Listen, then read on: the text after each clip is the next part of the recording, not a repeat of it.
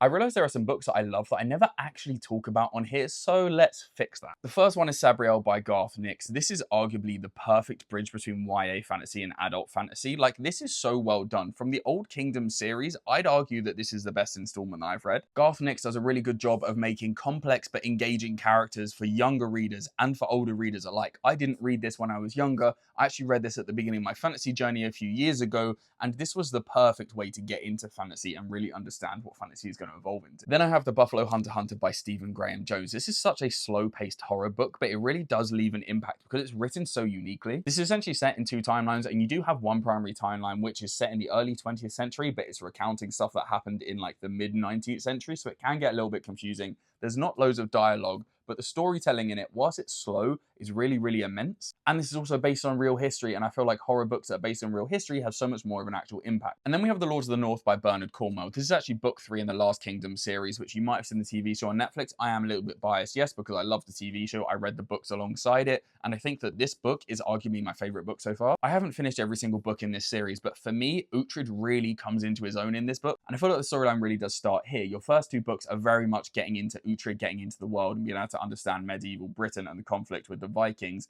but this book has such an amazing storyline. Next up is Expanded Earth by Mikey Please. I read this book in 3 days. This book got me out of a reading slump. It's so unique seeing a book set in areas that I go to like daily. If you don't know, this book is set in the UK, and it's actually such a breath of air seeing the change of culture between Americanized writing and English writing. Because this is set roughly about 30 miles from my house, this feels really real. But the storytelling is amazing, and it feels very relatable, as if the end of the world would actually come. This is what would happen. And then finally, the book that got me back into reading again, and that is The Devil in the Dark Water by Stuart Turton. This book is essentially set solely on this one ship throughout the majority of the plot, right? And I think it's such a skill for Stuart Turton to be able to write such an engaging story set in like such a small area. Whilst yes, it's a murder mystery, it's completely different from any other murder mystery out there because of the setting, because of the ideas, because of the almost fantasy-esque themes. And you get to the point where you realize, okay, this is so unique. I'm really glad I read this. So I just thought I'd come on here and give these books some love because I love all of these books and I feel like I never talk about them on this platform. So let me know in the comments, have you read any of these? Are you planning to read any of these? What do you think of them? Make sure to like, make sure to follow, and happy goddamn reading.